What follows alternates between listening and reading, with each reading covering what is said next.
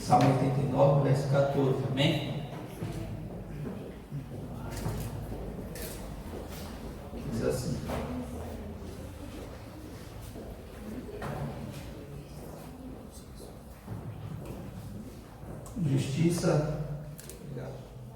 Justiça e juízo são as bases de seu trono. Misericórdia e verdade estão adiante da tua face. Só vou ler de novo só para ficar guardado no nosso coração. Justiça e juízo são as bases de seu trono. Misericórdia e verdade estão diante da tua face. Amém? Glória a Deus. Não pode ser assim, amém? Glória a Deus. Glória a Deus. Glória a Deus, aleluia. Esse é um texto que eu gosto muito. O salmista escrevendo, ele vai falar acerca da justiça de Deus, acerca do trono de Deus, acerca da sua misericórdia, da sua verdade, do seu juízo. E o texto sagrado vai dizer que, ele escrevendo, ele vai dizer acerca das bases do trono de Deus, que são justiça e juízo. E adiante de ti está a sua misericórdia e a sua verdade. E aqui já entendemos que se nós não aceitarmos a sua misericórdia, glória, a sua misericórdia e a sua verdade, se não aceitarmos a sua misericórdia, Aleluia. Glória. Glória a Deus, aleluia. Aleluia. agora vai. Se nós não aceitarmos a sua misericórdia e a sua verdade, nós vamos ter que passar por sua justiça e por seu juízo.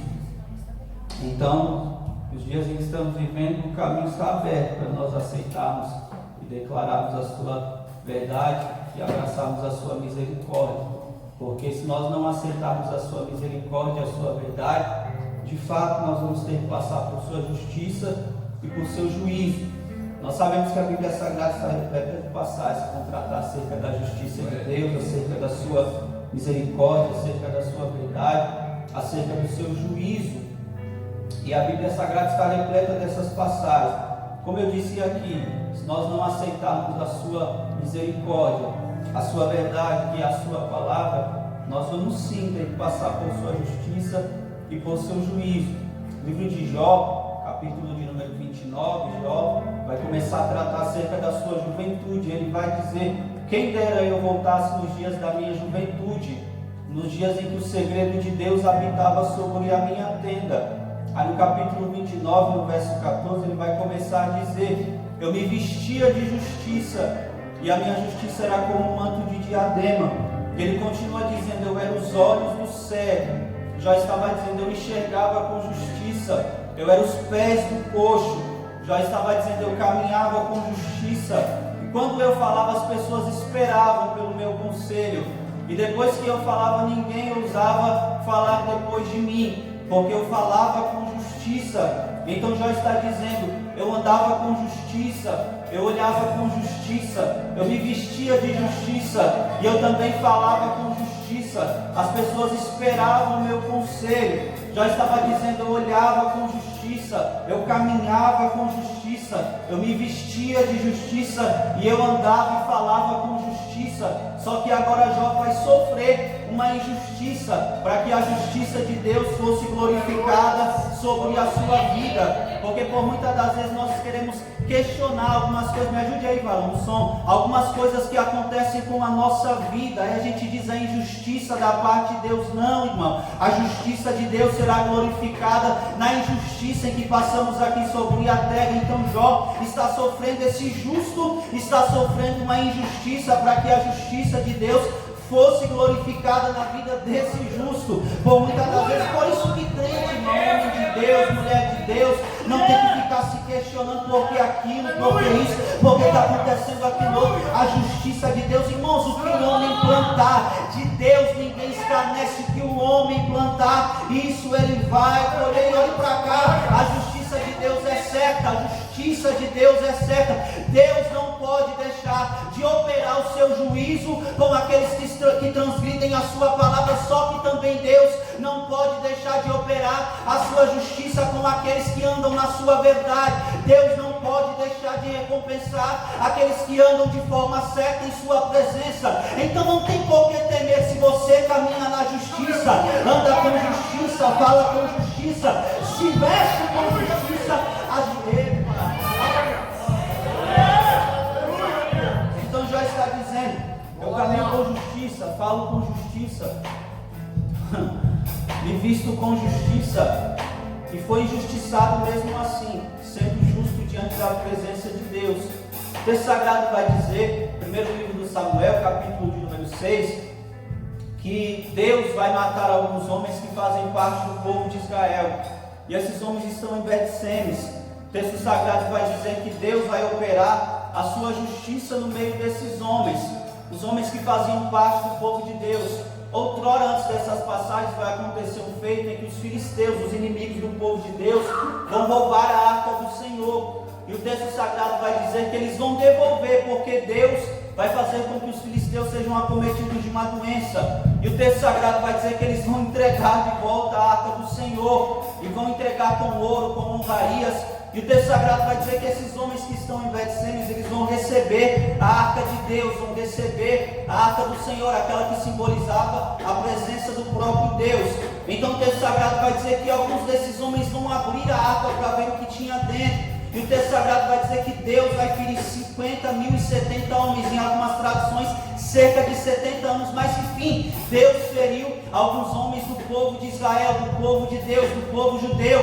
Por que é que Deus está operando a sua justiça em um povo que faz parte do seu povo, o povo escolhido, o povo separado, o povo a quem Deus escolheu para ser exemplo para as outras nações? E os filisteus que não fazem parte do povo de Deus, Deus não está exercendo a sua justiça, matando-os apenas, acometendo os mesmos de uma doença que no caso era hemorroida. Porque Deus está fazendo justiça com o seu povo, matando o povo judeu que tentou abrir a arca para ver o que tinha dentro, e não está matando o povo dos filisteus, ou os filisteus que roubaram a arca. Deus está operando justiça. Era como se ele estivesse querendo dizer para mim, para você que tiver discernimento: eu tenho negócio é com o meu povo. Quem quiser fazer errado, que faça. Quem quiser caminhar errado, que caminhe. Eu tenho negócio com vocês, israelitas, que conhecem a minha palavra, que andam na minha palavra, que andam na minha lei. E por muitas das vezes ele diz: tem gente que você já percebeu que tem gente que só de pensar em fazer errado, ele já se ajoelha, se dobra e diz: Deus, me perdoa, eu não quero me perder no meio do caminho. Mas tem gente que se lambuza com o pecado, tem gente que faz, não tem temor nenhum a Deus.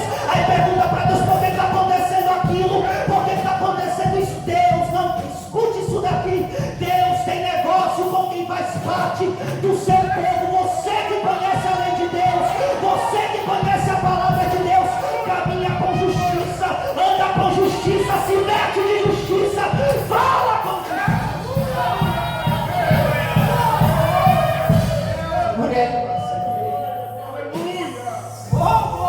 Deus seria injusto se não exercesse a sua justiça com aqueles que faziam parte do seu povo.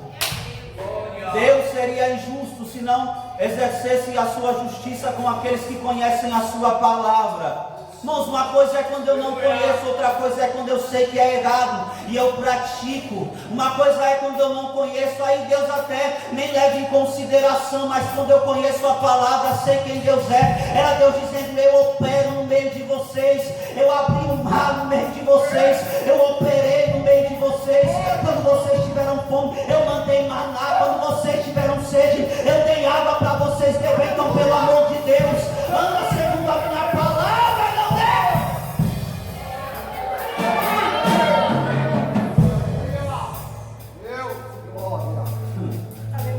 Aleluia. No começo do culto, o Renato falou aqui acerca da justiça de Deus.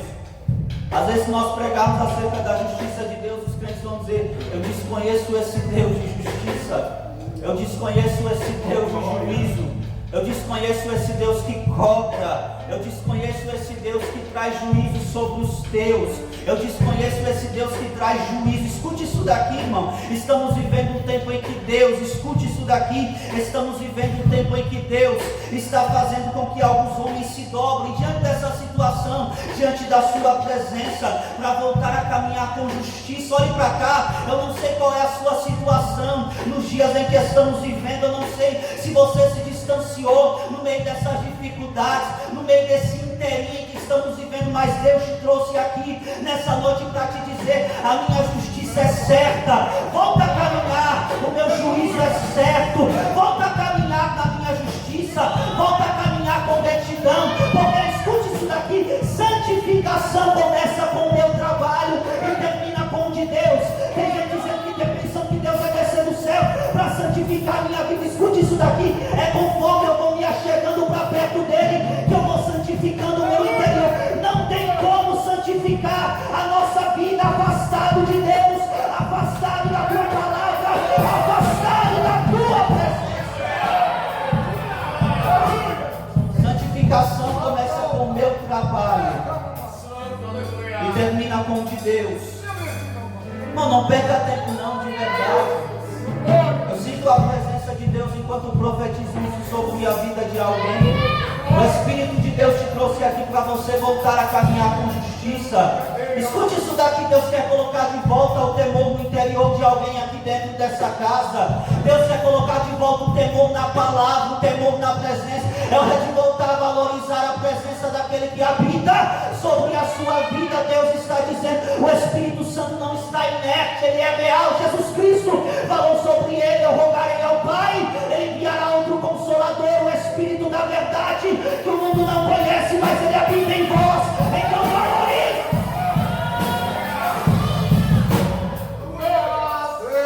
Caminha comigo sobre esse negócio.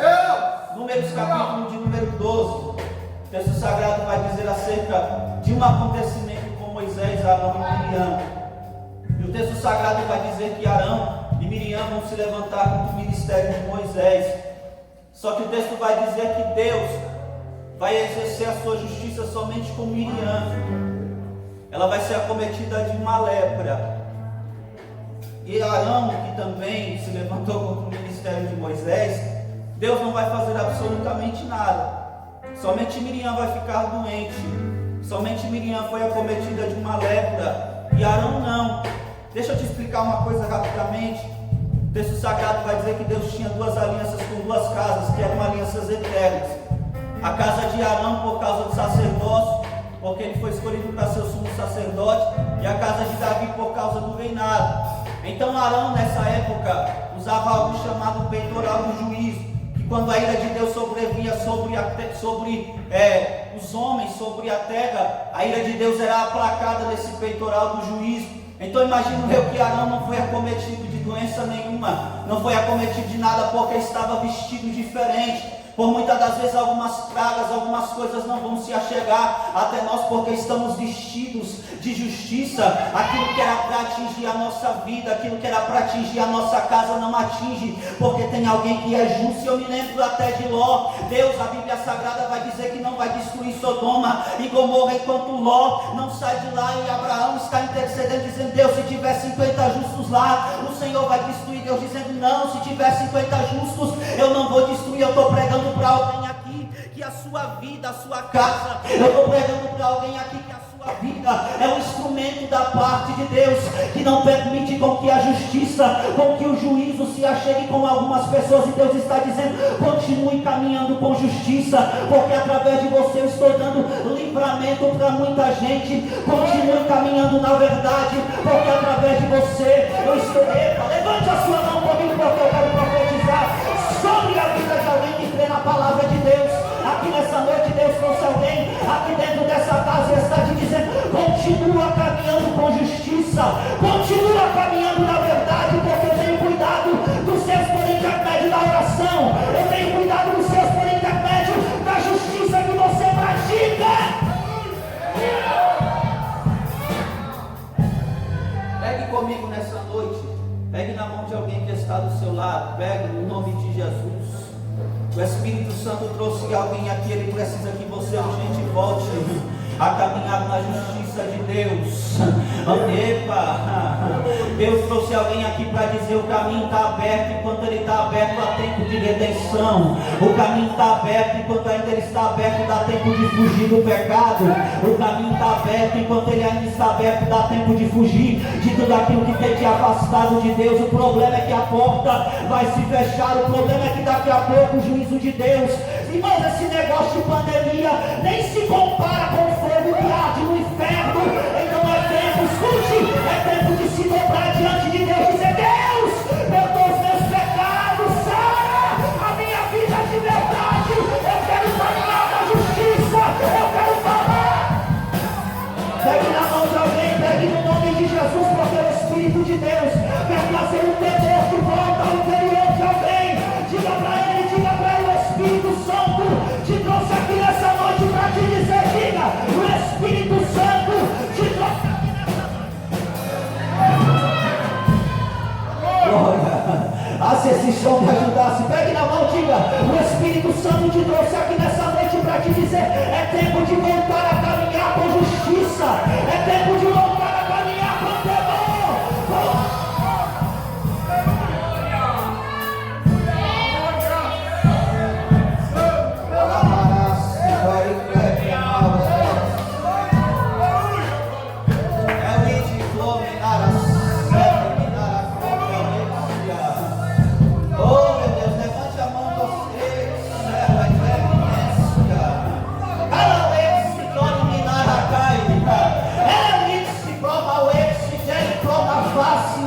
Assim diz Deus sobre essa casa: prepara-te, prepara-te.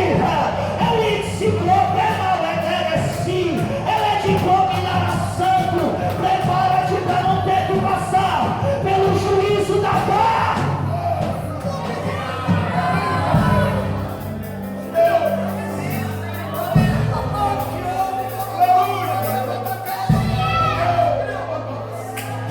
Romanos capítulo número 3, Romanos capítulo número 3, Paulo escrevendo aos irmãos de como ele vai dizer: a justiça de Deus foi manifesta sem a lei. Olhe para cá. Quem está me escutando aí atrás, diga amém. A justiça de Deus foi manifesta sem a lei. Ele vai continuar o seu raciocínio dizendo, versículo de número 25: a quem Deus propôs como propiciação pela fé no seu sangue. No sangue de quem? E na propiciação de quem? De Jesus Cristo. Pela fé no seu sangue, para declarar a justiça de Deus. O sangue de Jesus declara a justiça de Deus. Gênesis capítulo 4, versículo de número 10. Jesus Cristo, ou melhor, Deus dizendo acerca de Abel. Ele vai dizer: o sangue de seu irmão clama a mim por justiça. Só que no capítulo de número 3, versículo de número 25 de Romanos, Paulo está escrevendo e está deixando bem claro: o sangue de Cristo não clama, o sangue de Cristo declara a justiça de Deus. Então todas as vezes que alguém aceita Cristo, então todas as vezes que alguém levanta a mão e diz: eu aceito a Jesus como meu único e suficiente Salvador, há um grito na eternidade de uma declaração que foi feita há cerca de mais de 2000 anos atrás, e a declaração foi feita em cima de uma cruz. Todas as vezes que alguém levanta a mão, dobra os seus joelhos, se arrepende, confessa os seus pecados, aleluia, há um grito na eternidade que diz: a justiça, escute, a justiça de Deus foi feita na cruz do Calvário por intermédio do sangue de Jesus. É por isso que alguém salvo em Cristo é a maior declaração do poder do sangue de Jesus Cristo na face da terra. É por isso que o diabo te odeia, é porque o sangue de Jesus, o sangue de Jesus declara a justiça de Deus. Nós olhem para cá, o diabo não tem mais absolutamente nada a ver com sua vida. Glória a Deus. Eu estou pregando para a gente aqui que deslizou na obra de Deus e na presença do Senhor. O Espírito da profecia prega na minha boca para a vida de alguém aqui dentro. O meu sangue está declarando na eternidade que a justiça foi feita. Chega de dar ouvido à voz do diabo que te acusa de dia e de noite. Deus está dizendo aqui na minha boca para a sua vida nessa noite: a justiça já foi feita. A justiça já.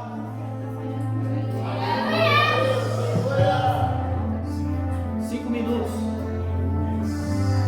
Levítico capítulo de número 17, versículo 11. O texto sagrado vai dizer que a vida da carne está no sangue, e eu tenho dado como propiciação pelos seus pecados, pelas nossas transgressões. Deus dizendo: então o sacrifício expõe a vida daquele que está ofertando a sua oferta, porque ele mostra o quão dependente ou quão carente essa pessoa é de perdão, o quanto essa pessoa que está ofertando precisa do perdão de Deus.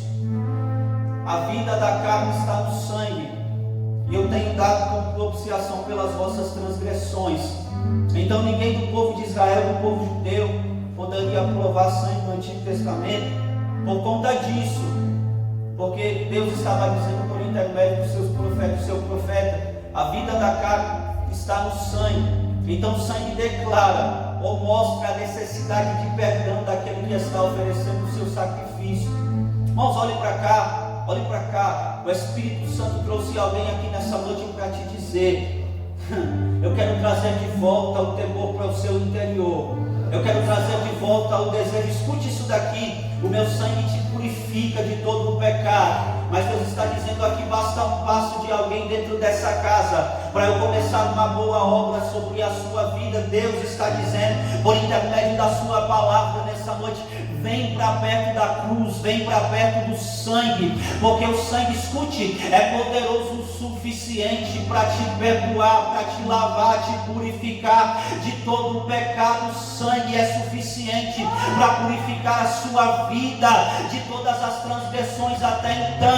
O sangue é suficiente para te lavar. Deus sabe, escute, Deus sabe que você por muitas das vezes nem mostra metade do que você é na sua face, na sua vida, diante dos homens. E Deus está dizendo: eu conheço a sua realidade, eu conheço quem você é quando ninguém te enxerga, eu conheço quem você é diante da sua casa, diante do seu quarto, eu conheço quem você é quando não está diante dos olhos dos homens. E mesmo assim te trouxe aqui nessa noite, porque você não veio aqui a convite de homens simplesmente. O Espírito da profecia te trouxe aqui para te dizer: o meu sangue te purifica, o meu sangue te purifica, o meu sangue.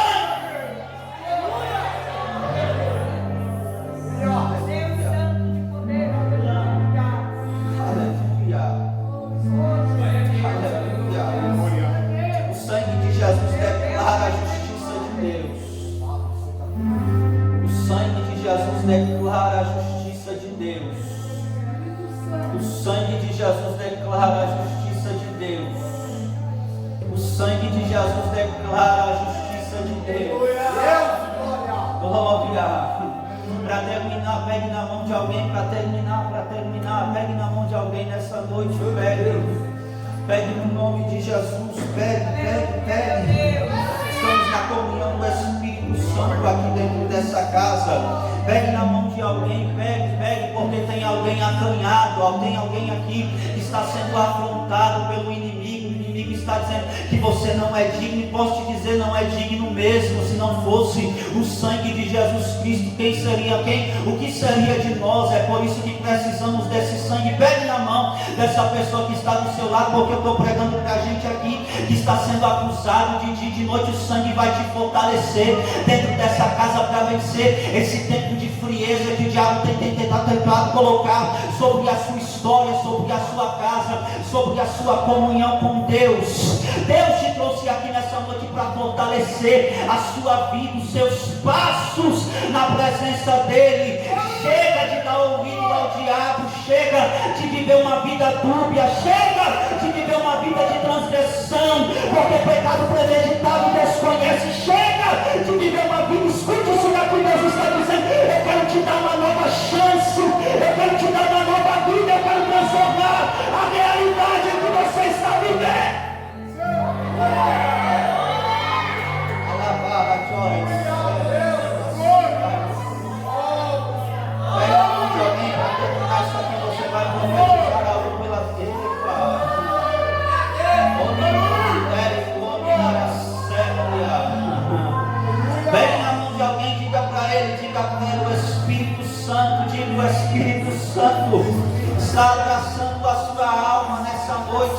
Se você crê, há um divisor de águas dentro dessa casa, e Deus está dizendo: eu quero transformar por completo a vida de alguém. Chega de viver essa mesmice. Escute isso daqui. Deus está dizendo: eu quero transformar o seu viver de verdade. Eu quero que você acorde, o seu primeiro pensamento volte a ser Deus. Eu quero que no tempo de você dormir, o seu último pensamento volte a ser Deus. Eu quero voltar a ser prioridade.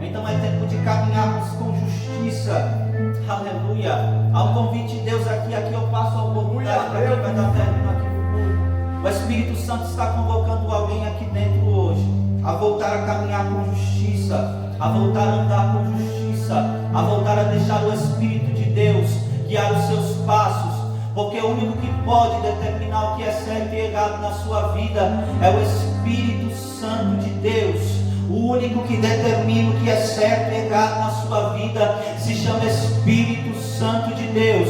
Se você der espaço para o Espírito Santo, ele vai começar a guiar a sua vida a partir de hoje. Se você der espaço para o Espírito Santo, ele vai começar a dizer o que é certo, o que é errado, o que você deve fazer, o que você não deve fazer. Tem gente que está perdido nos nossos dias e Deus está dizendo: não te falta direção, te falta comunhão, porque quem tem comunhão sabe para onde ir, quem tem comunhão sabe que caminho deve traçar, quem tem comunhão sabe que caminho deve percorrer. Deus está dizendo: é tempo de restauração da comunhão. Às vezes Deus precisa acessar algumas coisas da nossa vida para que outras coisas novas venham ser acrescentadas. Escute isso daqui. Deus trouxe alguém aqui nessa noite, ele está te convocando para habitar sobre a sua vida, para transformar a sua realidade, para transformar a sua casa, para transformar o seu interior, para transformar a sua vida por completo na presença dele. Para terminar, irmãos, e aqui eu passo a oportunidade, quero fazer um convite aqui nessa noite para alguém que crê na palavra de Deus.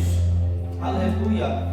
Deus está convidando alguém aqui nessa noite, alguém que precisa aceitar a Cristo, alguém que precisa reconciliar-se com Ele. Escute isso daqui para terminar, prometo. Esses dias eu vi um camarada lá na televisão, nesse tempo de carnaval que passou, ele disse que assim: é muita felicidade aqui no carnaval, é muita felicidade aqui no carnaval. E eu disse: é verdade, tem muita felicidade aí mesmo, mas felicidade é muito diferente de alegria, porque alegria é um estado de mente, e felicidade são momentos que esse sentimento flui do nosso interior. Então, na presença de Deus, eu não preciso simplesmente de momentos para ter uma mente alegre na presença de Deus. Escute isso daqui: Deus não é Deus de momentos. Aleluia. É por isso que Ele te trouxe aqui nessa noite. Ele quer colocar a alegria verdadeira no seu interior. Para terminar, irmãos, cadê a pastora? Para dar o término aqui no culto.